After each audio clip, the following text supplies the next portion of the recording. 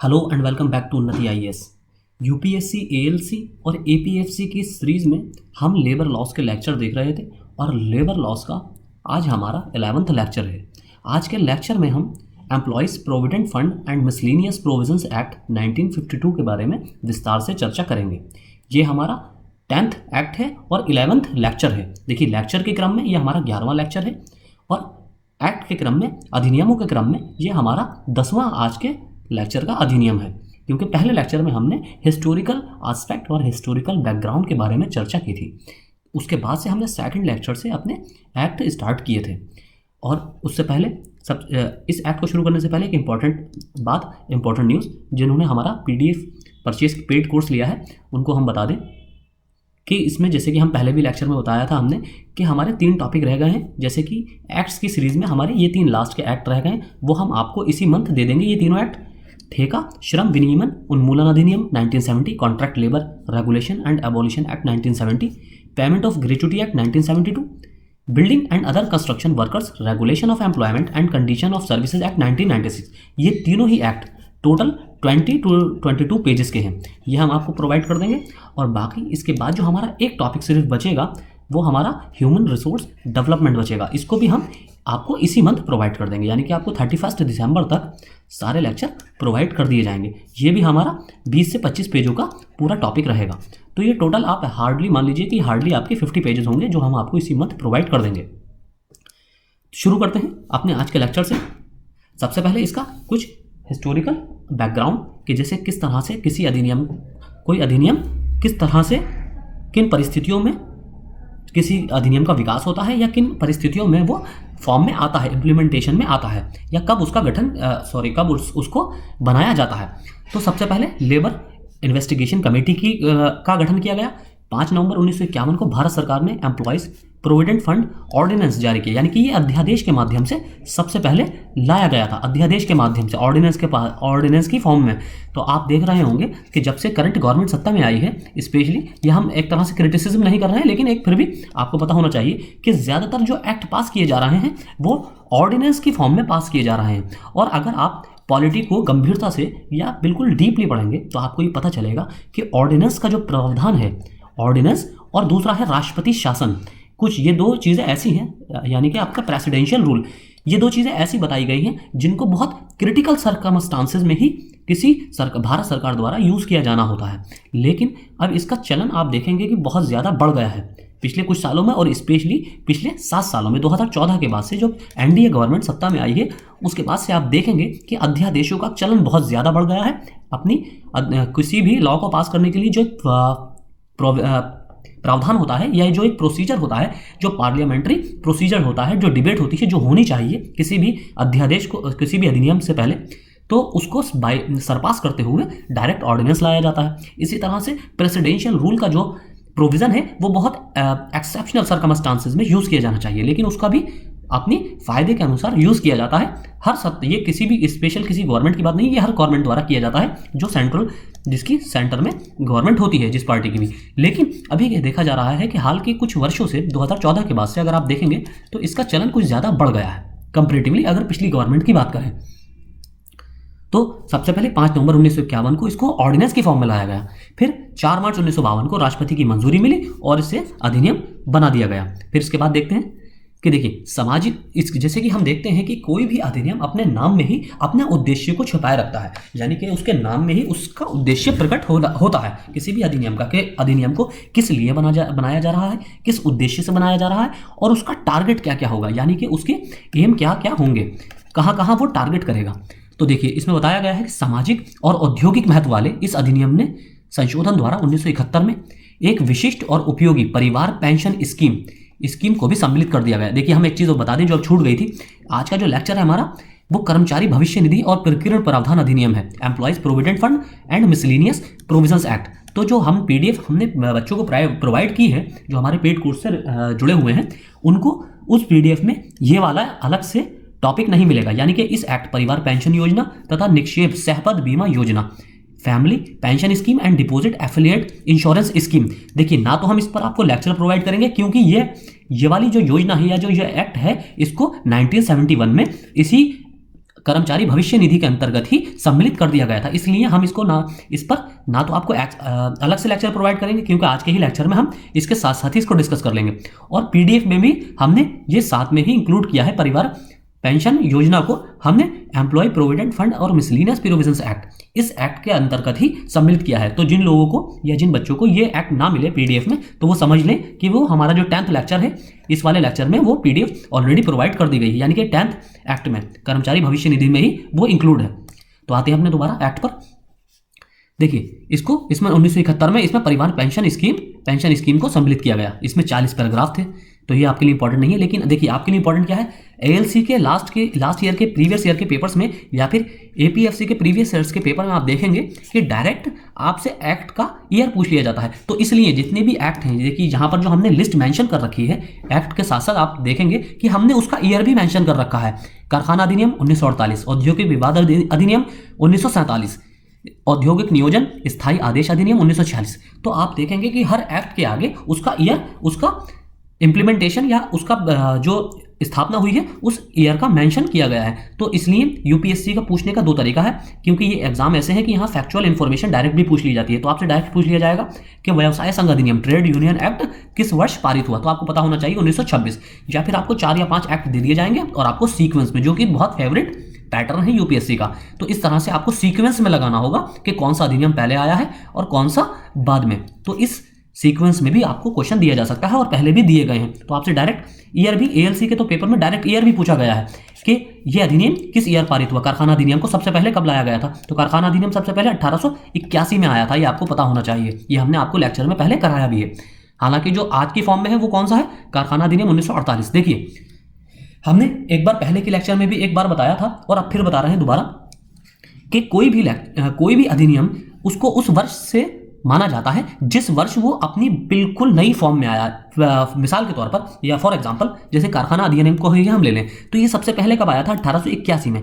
देखिए जब इसमें संशोधन होते हैं, अगर संशोधन कितने भी हो जाएं, 1000 संशोधन भी हो जाएं, संशोधन अगर हो रहे हैं तो उसको क्या माना जाएगा, कारखाना अधिनियम 1881 के ही रूप में पढ़ा जाएगा। लेकिन अगर पूरा का पूरा अधिनियम को ही रिपील कर दिया जाए, 1881 के अधिनियम को पूरी की तरह रिपील करके एक नया अधिनियम पास किया गया 1948 में, तो अब इसको कारखाना अधिनियम 1881 नहीं पढ़ा जाएगा, क्योंकि अब पूरा कारखाना अधिनियम ही चेंज कर दिया गया है। तो इसलिए कारखाना अधिनियम 1948 पढ़ा जाएगा।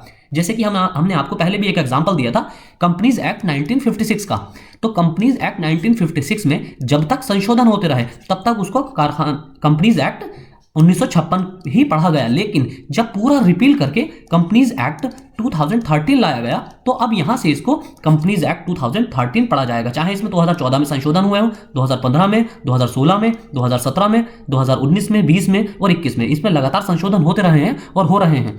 लेकिन इसको कंपनीज एक्ट 2013 ही पढ़ा जाएगा, चाहे इसमें कितने भी संशोधन हो जाए। लेकिन जब पूरी तरह से रिपील कर दिया जाता है और नया एक्ट फॉर्म में आता है, तो उसको उस एक्ट बनने के ईयर से पढ़ा जाता है।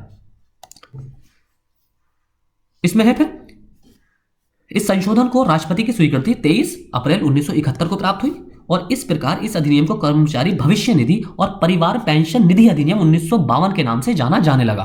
तो जो परिवार पेंशन अधिनियम था उसको भी इसमें मर्ज कर दिया गया है।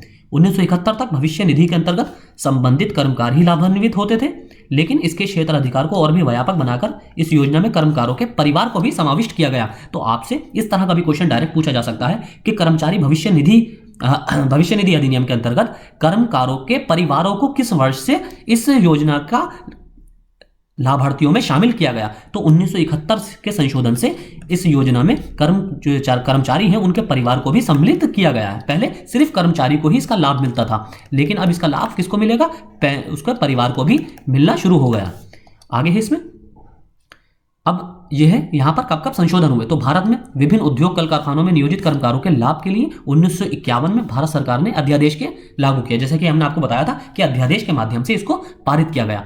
अब ये कहां पर होगा, यह कर्मकारों का भविष्य निधि अध्यादेश उन औद्योगिक संस्थानों पर लागू हुआ जहां पर काम करने वालों की संख्या 50 या अधिक होती थी। तो अब आपको देखिए सारे एक्ट में कुछ ना कुछ लिमिट दी गई हैं, कुछ ना कुछ लिमिटेशंस दी गई हैं कि जैसे कारखाना अधिनियम है तो वो किस तरह के कारखानों पर या किस तरह की फैक्ट्रीज पर लागू होगा जहां पर 10 या 10 से अधिक व्यक्ति नियोजित होंगे और वहां पर जो प्रोडक्शन होगा वो शक्ति की सहायता से किया जा रहा होगा, पावर की सहायता से, पावर जनरेशन से वहां पर प्रोडक्शन किया जा रहा होगा। लेकिन जहां पर 20 या उससे अधिक कर्मकार होंगे लेकिन पावर प्रोडक्शन शक्ति या बिना शक्ति की सहायता के किया जा रहा होगा, तो ऐसे स्थानों पर भी कारखाना अधिनियम लागू होगा। इसी तरह से ट्रेड यूनियन एक्ट अलग, वो उसमें नंबर्स की संख्या अलग अलग बताई गई है और एक्ट्स में नंबर्स की संख्या अलग बताई गई है। इसी तरह जो कर्मचारी भविष्य निधि अधिनियम है, इसमें क्या बताया गया है, ये कहां पर लागू होगा, ऐसे स्थानों पर या ऐसी एस्टेब्लिशमेंट पर, उद्योगों पर जहां पर कर्मचारियों की संख्या 50 या इससे अधिक होगी।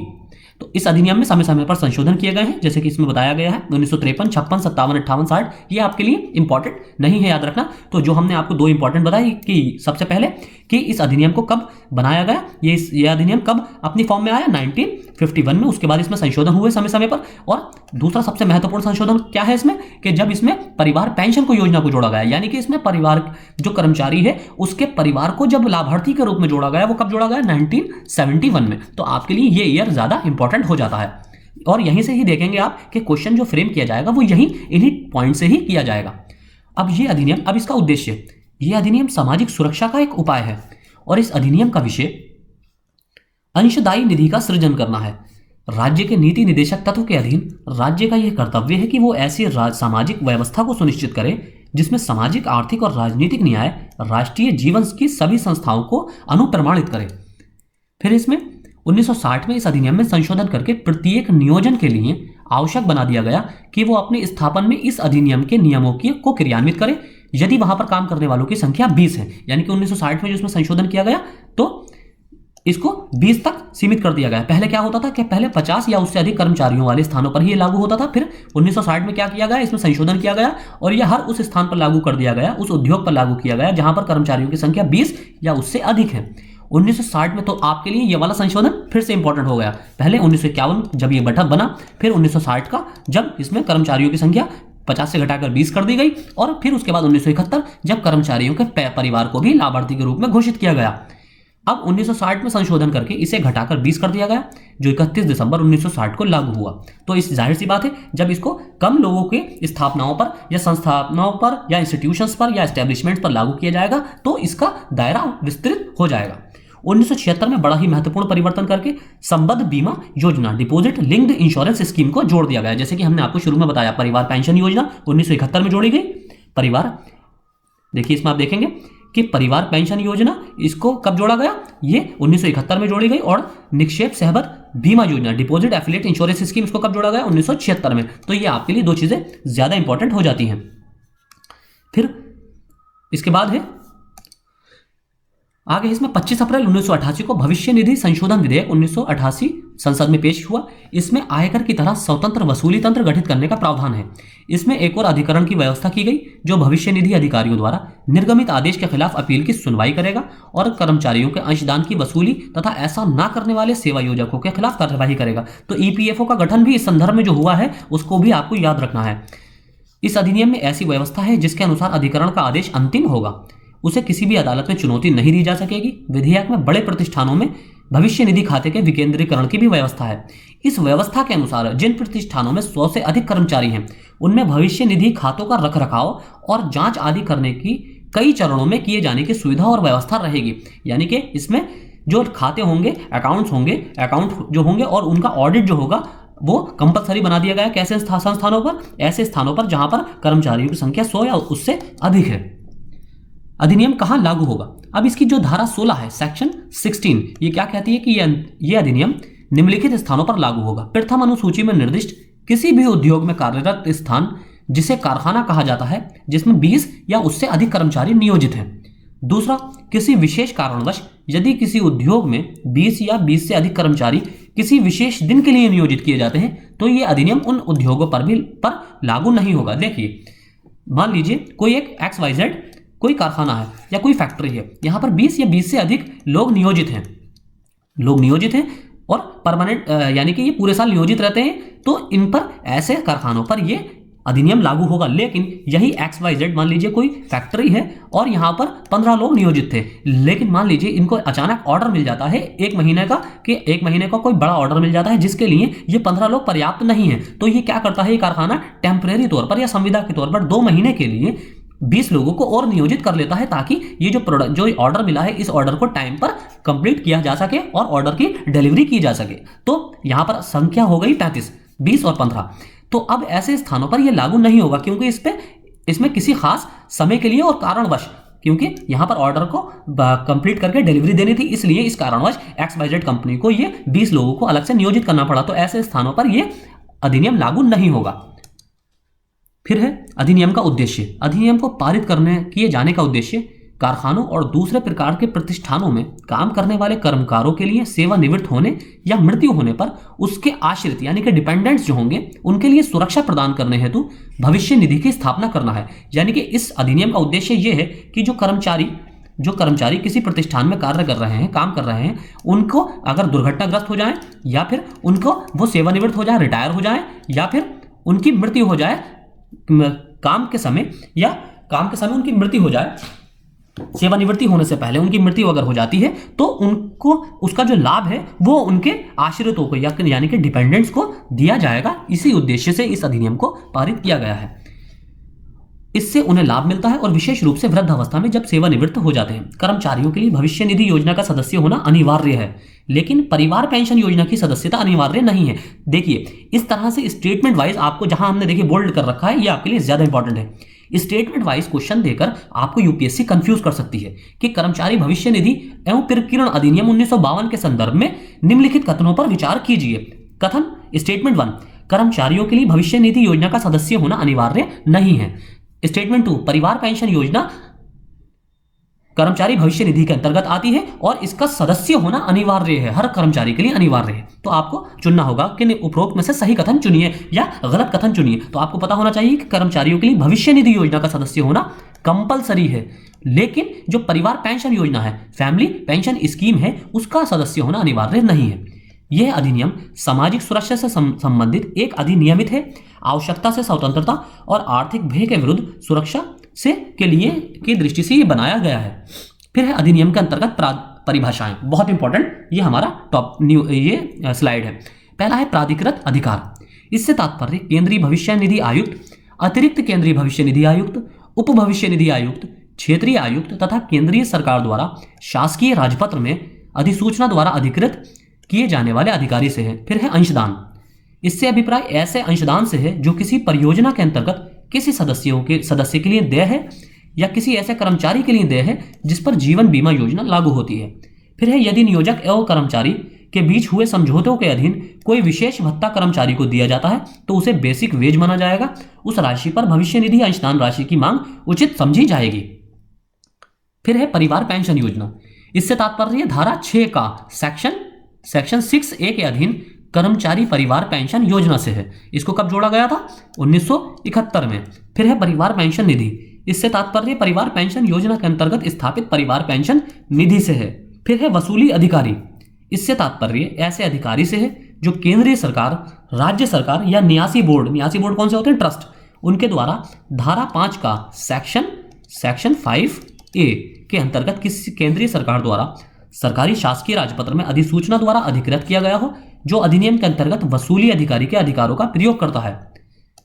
फिर है इसमें आगे नियोजक का दायित्व, शस्तियां एवं प्रक्रिया, liabilities of the employer, penalty and procedures. निम्न ढंग से नियोजक दायित्व अधीन होगा। पहला, जब वो समय अनुसार भविष्य अंश निधि को विहित ढंग से जमा नहीं करता है तो इसके लिए 1 वर्ष तक का कारावास तथा 10,000 रुपए से कम का जुर्माना नहीं होगा। नियमतः सर्वप्रथम नियोजक का परम कर्तव्य है कि वो अपने हिस्से के योगदान के साथ नियोजित के हिस्से का भी योगदान विहित ढंग से जमा करे। या देखिए, जब कोई एम्प्लॉय कहीं पर कोई व्यक्ति एम्प्लॉय होता है तो और जिस संस्थान में वो एम्प्लॉय है उस संस्थान का जो एम्प्लॉयर है यानी कि जो मालिक है, ये उसका दायित्व है कि इसका जो अंशदान बन रहा हो भविष्य निधि का, वो ये अपने पास से और अपना अंशदान मिलाकर गवर्नमेंट के पास या ईपीएफओ डिपार्टमेंट में जमा कराए। चाहे ये बाद में इससे डिडक्ट कर ले, इसकी सैलरी से जो पीएफ कटेगा उसको ये बाद में डिडक्ट कर सकता है, लेकिन इसको अपने पास से समय पर ईपीएफओ डिपार्टमेंट में जमा करना है। अदरवाइज इस पर 1 वर्ष का कारावास या 10,000 रुपए का कम से कम जुर्माना लगाया जा सकता है।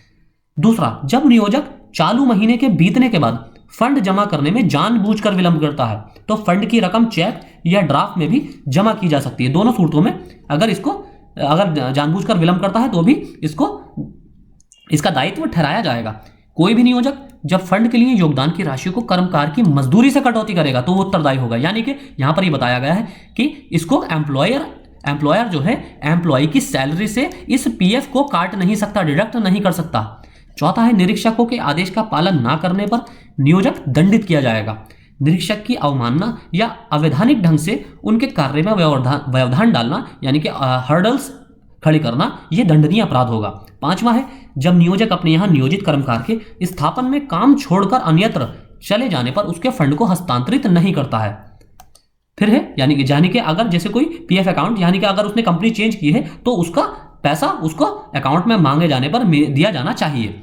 न्यायालय के आदेश देने की शक्ति। अब है इसमें धारा 14 गा सेक्शन 14C के अंतर्गत सक्षम न्यायालय को अपने क्षेत्र अधिकार में निम्न आदेश जारी करने की शक्ति प्राप्त है। पहला है इसमें, नियोजक भविष्य निधि के संचयों का अंतरण निश्चित तिथि तक कर दे। दूसरा, निर्धारित या बढ़ाई गई अवधि में यदि उक्त कार्य नहीं करता है तो प्रत्येक दिन के लिए 100 रुपए प्रतिदिन के जुर्माने के हिसाब से दंडित किए जाने का भागी होगा। कौन भागी होगा? एम्प्लॉयर को दंडित किया जाएगा 100 रुपए पर डे के हिसाब से। 100 रुपए पर डे के हिसाब से अगर उसने कार्यवाही नहीं की उस पर या कोई रेस्पॉन्स नहीं दिया। फिर है अधिनियम के अंतर्गत प्राधिकारी। केंद्रीय बोर्ड की स्थापना, सदस्य संख्या और कार्य। ये केंद्रीय बोर्ड कौन सा है? ये ईपीएफओ डिपार्टमेंट की बात हो रही है।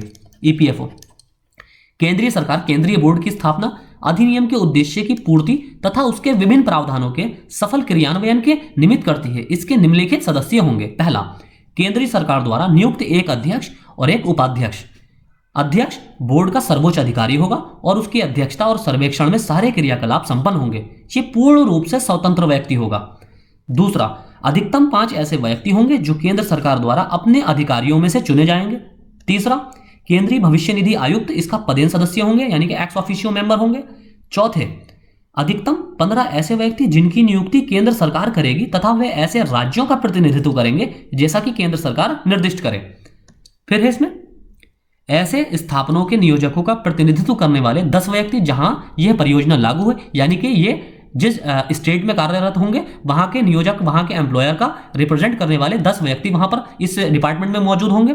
और ऐसे स्थापनों में कर्मकारों का प्रतिनिधित्व करने वाले यानी कि एम्प्लॉइज का भी प्रतिनिधित्व करने वाले लोग होंगे, रिप्रेजेंटेशन करने वाले 10 लोग होंगे जिन्हें केंद्र सरकार द्वारा कर्मकारों के संगठन के परामर्श से नियुक्त किया जाएगा। फिर है केंद्रीय बोर्ड के निर्देश देने की शक्ति। धारा 20 सेक्शन 20 के अंतर्गत केंद्रीय सरकार समय समय पर केंद्रीय बोर्ड को ऐसे निर्देश दे सकती है जो इस अधिनियम में उचित प्रबंध के लिए आवश्यक समझे जाएं। फिर है केंद्रीय बोर्ड अपने आय और व्यय के हिसाब से उचित और निर्धारित तरीके और ढंग में रखेगा और जो भारत के नियंत्रक और महालेखा परीक्षक द्वारा अंकेशित किए जाएंगे यानी कि इनका सीएजी द्वारा ऑडिट किया जाएगा जो पैसा जमा होगा। फिर है स्टेट बोर्ड। अब यह है जो राज्य के बोर्ड है उनका क्या है? इस केंद्रीय बोर्ड के समान ही केंद्र सरकार को सदस्यों की नियुक्ति और राज्य बोर्ड के गठन की शक्ति प्रदान की गई है। धारा 5 खा सेक्शन 5B के अनुसार केंद्रीय सरकार किसी भी राज्य से परामर्श लेने के पश्चात शासकीय राज्यपत्र में अधिसूचना द्वारा उस राज्य के लिए राज्य बोर्ड का गठन कर सकती है यानी कि कंपलसरी नहीं है। कोई भी राज्य बोर्ड ऐसे प्राधिकारी को प्रयोग करेगा और ऐसे कर्तव्यों का अनुपालन करेगा जो समय समय पर केंद्रीय सरकार इसे सुपुर्द करे। शर्त और दिशाएं जिनके अधीन राज्य बोर्ड के सदस्यों की नियुक्ति होगी और उसकी मीटिंग का स्थान, समय और प्रक्रिया वही होगी जो योजना में उपबंधित की जाएगी। यानी कि सारा जो इंस्ट्रक्शंस देगा वो कौन देगा? वो सेंट्रल गवर्नमेंट के द्वारा स्टेट बोर्ड को दिए जाएंगे। फिर है इसमें कार्यकारिणी समिति, बहुत इंपॉर्टेंट है ये। धारा 5 का सेक्शन 5A के अनुसार इसके अंतर्गत कार्यकारिणी समिति के गठन संबंधी उपबंध प्रस्तुत किए गए हैं। केंद्रीय सरकार शासकीय राजपत्र में अधिसूचना जारी कर कार्यकारी समिति के गठन व उसके कार्य प्रारंभ करने की तिथि का प्रकाशन करेगी। तो इसका जो गठन है, इसकी कंपोजिशन है, बहुत इंपॉर्टेंट है, ये आपको याद रखना है। एक अध्यक्ष, इसमें गठन निम्न प्रकार से होगा। एक अध्यक्ष होगा इस समिति का जो केंद्रीय सरकार द्वारा केंद्रीय बोर्ड के सदस्यों में से नियुक्त किया जाएगा। जो केंद्रीय बोर्ड अभी जिसको हमने पहले डिस्कस किया है इसमें से ही एक सदस्यों को इसका अध्यक्ष चुना जाएगा। 2 व्यक्ति जो केंद्रीय सरकार द्वारा धारा 5 का के अधीन नियुक्त किए जाएंगे। तीसरा, नियोजक का प्रतिनिधित्व करने वाले 3 व्यक्ति यानी कि एम्प्लॉयर को रिप्रेजेंट करने वाले इसमें 3 व्यक्ति होंगे और केंद्रीय बोर्ड में कितने थे? 10 व्यक्ति थे नियोजक का प्रतिनिधित्व करने वाले। चौथा है कर्मचारियों का प्रतिनिधित्व करने वाले 3 व्यक्ति, यानी कि यहाँ पर एम्प्लॉय का जो रिप्रेजेंट करेंगे वो भी 3 होंगे, और उसमें कितने थे केंद्रीय बोर्ड में, उसमें 10 थे। फिर है भविष्य निधि आयुक्त, इसका पदेन सदस्य होंगे। जो प्रोविडेंट फंड कमिश्नर होंगे वो इसके एक्स ऑफिशियो मेंबर होंगे। अधिकारियों को नियुक्त करने की सरकार की शक्ति, अधिनियम की धारा 5 खा सेक्शन 5B। तो आपके देखेंगे कि इस अधिनियम में ज्यादातर सेक्शन 5 जो है बहुत ज्यादा इंपॉर्टेंट है, और उसके जो सब सेक्शन है यानी कि A, B, C ये इसके सारे सब सेक्शंस भी इंपॉर्टेंट है, तो आपको ये याद रखने हैं। केंद्रीय सरकार को कतिपय अधिकारियों की नियुक्ति संबंधी शक्ति प्रदान की गई है। तो केंद्रीय सरकार को जो अधिकारियों की नियुक्ति संबंधी शक्ति जो प्रदान की गई है वो किस धारा के अंतर्गत की गई है, सेक्शन 5B के अंतर्गत। केंद्रीय सरकार सेंट्रल प्रोविडेंट फंड कमिश्नर की नियुक्ति करेगी।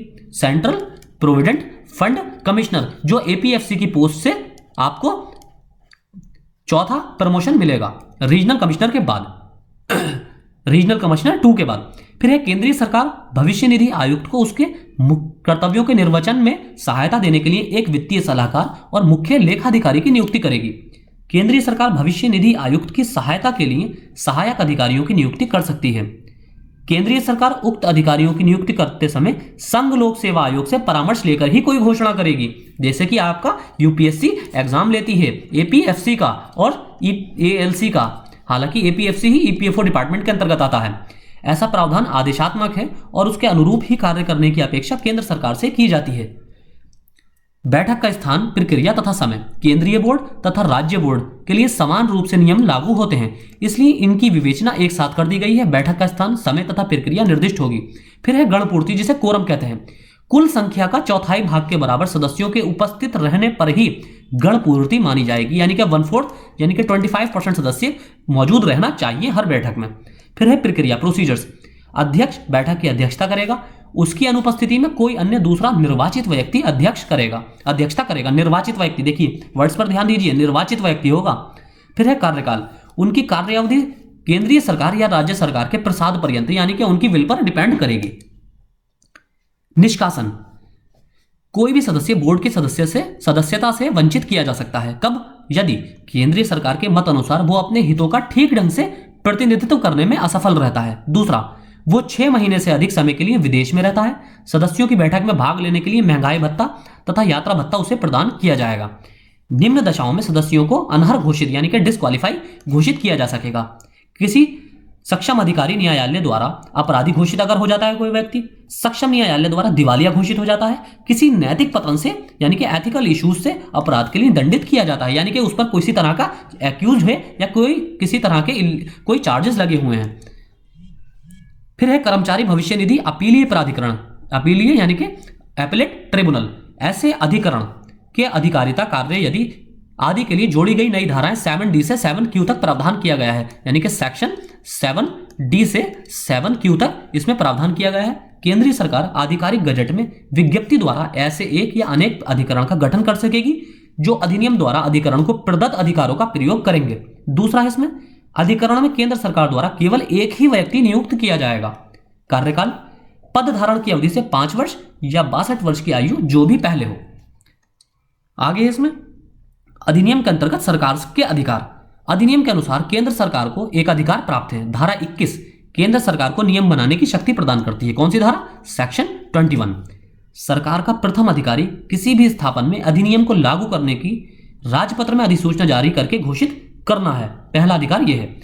सरकार अधिनियम को वहां लागू करने की शक्ति रखती है जहां नियोजक और उसके अधीन बहुसंख्यक कर्मकार एक समझौता करके इसको लागू करने के लिए सरकार के पास आवेदन प्रस्तुत करते हैं, चाहे भले ही वहां काम करने वालों की संख्या 20 से कम हो। जैसे कि हमने आपको बताया, यह अधिनियम वहां लागू होगा उन फैक्ट्रीज पर या उन इस्टेब्लिशमेंट्स पर जहां पर काम करने वालों की संख्या 20 या उससे अधिक है। लेकिन अगर उसके अधिकांश मेजोरिटी ऑफ मेंबर्स यानी कि अगर उसमें मान लीजिए 10 मेंबर हैं और 10 में से 50% से ज्यादा यानी कि 6 मेंबर, अगर कम से कम 6 मेंबर नियोजक सहित एम्प्लॉयर सहित अगर 6 मेंबर सरकार को लिखित आवेदन प्रस्तुत करें तो ऐसे संस्थानों पर भी इस अधिनियम को लागू किया जा सकता है। फिर है शक्ति के प्रयोजन का अधिकार। समुचित सरकार यह निर्देश दे सकती है कि अधिनियम या अन्य किसी योजना के अंतर्गत जिस क्षेत्र अधिकार या शक्ति का प्रयोग किया जा सकता है वो ऐसे मामलों में के विषय में और ऐसी दशाओं के अधीन यदि कोई हो जैसा कि निर्दिष्ट किया जाए अन्य प्राधिकारियों द्वारा भी प्रयुक्त की जा सकती है। यदि समुचित सरकार केंद्रीय सरकार है तो उस शक्ति का प्रयोग का अधिकार ऐसे अधिकारियों को प्रदान किया जाएगा जो केंद्र सरकार के अधीन हो। राज्य सरकारें भी अपने अपने प्रतिनिधियों की शक्ति का प्रत्यायोजन करने में सक्षम होती हैं। फिर इसमें अधिनियम के अंतर्गत कर्मकारों को प्राप्त अधिकार और लाभ। भविष्य निधि से दोहरा लाभ। कर्मकार अपने अंशदान की जितनी राशि कटवाता है उतनी ही राशि उसके नाम वाले फंड के खाते में नियोजक भी जमा करेगा। जैसे कि आपको पता होगा पीपीएफ और ईपीएफ। ईपीएफ इसमें क्या होता है कि जो एम्प्लॉय होता है, एम्प्लॉय की सैलरी से अगर मान लीजिए 1000 रुपए डिडक्ट हो रहे हैं पीएफ अकाउंट में, तो फिर एम्प्लॉयर का भी ये दायित्व है कि 1000 रुपए वो भी अपने पास से उसके अकाउंट में एम्प्लॉय के अकाउंट में जमा कराएगा। उसका ठीक दुगना उसे भविष्य में प्राप्त होगा। फंड सदैव सभी प्रकार की विधिक कार्यवाहियों से अप्रभावित रहेगा। यानी कि धारा 10 में स्पष्ट कर दिया गया है कि न्यायालय के आदेश के तहत कोई धनराशि भविष्य निधि से की कुर्क नहीं की जा सकती। यानी कि अगर कोई एम्प्लॉय कहीं पर कार्यरत है और उस पर कोई न्यायालय द्वारा या किसी तरह का कोई केस चल रहा है, एक्यूज है, और उसमें उसको सजा हो जाती है और सजा में न्यायालय आदेश देता है कि इसकी संपत्ति को, यानी कि इस एम्प्लॉय की संपत्ति को कुर्क कर लिया जाए, यानी कि अटैच कर दिया जाए। कुर्क की आपने सुना होगा वर्ड, अटैच कर लिया जाए। तो उस कंडीशन में भी धारा 10 जो है सेक्शन 10 ये कहती है कि इस कंडीशन में भी एम्प्लॉय की जो भविष्य निधि की जो फंड है उसको कुर्क नहीं किया जा सकता, उसको अटैच नहीं किया जा सकता। फिर है इसमें परिवार पेंशन योजना का लाभ। इसके अतिरिक्त सन 1971 में परिवार के पेंशन निधि का लाभ भी प्रत्येक कर्मकार को देने की योजना बनाई गई, जो 1 मार्च 1971 से लागू हुआ। केंद्रीय सरकार शासकीय राजपत्र में अधिसूचना द्वारा किसी ऐसे स्थापन या स्थापन वर्ग के कर्मचारियों के लिए जिस पर यह अधिनियम लागू होता है कर्मचारी पेंशन योजना लागू कर सकेगी। फिर है निक्षेप सहबद्ध बीमा योजना। ये क्या है, 1 अगस्त 1976 से लागू इस डिपॉजिट लिंक्ड इंश्योरेंस स्कीम। इस योजना जिसमें कुल 22 पैराग्राफ है, इसका भी लाभ कर्मकार उठा सकते हैं, जिसे बनाने का अधिकार केंद्र सरकार को लेबर प्रोविडेंट फंड अधिनियम 1976 के तहत प्राप्त हुआ है। और लास्ट स्लाइड है हमारी, इसमें निरीक्षक अधिनियम के नियमों का पालन नियोजक या उनकी अभियोजनकर्ता सामान्य रूप से कर रहे हैं या नहीं, इसकी देखभाल के लिए निरीक्षक होंगे। निरीक्षकों की नियुक्ति समुचित सरकार द्वारा, यानी कि जो भी कंसर्न गवर्नमेंट होगी, चाहे सेंट्रल चाहे स्टेट गवर्नमेंट, निरीक्षकों को नियुक्त की घोषणा शासकीय राजपत्र में अधिसूचना द्वारा की जाएगी। सरकार के विवेक पर निर्भर करेगा कि कितने निरीक्षकों की नियुक्ति की जाएगी। निरीक्षक किसी भी समय किसी भी प्रतिष्ठान में प्रवेश कर सकते हैं, पूछताछ कर सकते हैं और तलाशी ले सकते हैं, यानी कि जो एएलसी कमिश्नर होंगे। फिर निरीक्षक किसी भी नियोजक या उसके एजेंट, ठेकेदार, सेवक तथा वहां पर काम करने वाले किसी भी व्यक्ति से पूछताछ कर सकता है। फिर निरीक्षक स्थापन में रखे किसी भी रजिस्टर या दस्तावेज अभिलेख की प्रतिलिपि ले सकता है, यानी कि इसका नाम ही इंस्पेक्टर है, तो यानी कि इंस्पेक्शन करने के सारे अधिकार इस इंस्पेक्टर को प्राप्त होते हैं। तो ये हमारा आज का लेक्चर था। आज के लेक्चर में हमने एम्प्लॉय प्रोविडेंट फंड स्कीम, परिवार फैमिली पेंशन स्कीम और deposit linked affiliated linked scheme को हमने तीनों को डिस्कस कर लिया। तो आज के लेक्चर में इतना ही। Thank you.